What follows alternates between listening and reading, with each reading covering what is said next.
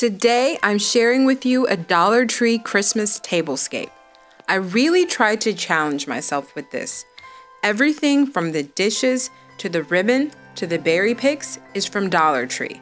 I did use my own flatware and napkins, a few pomegranates from Aldi, which were only 80 cents each, and coasters that were thrifted for less than $1 for 8.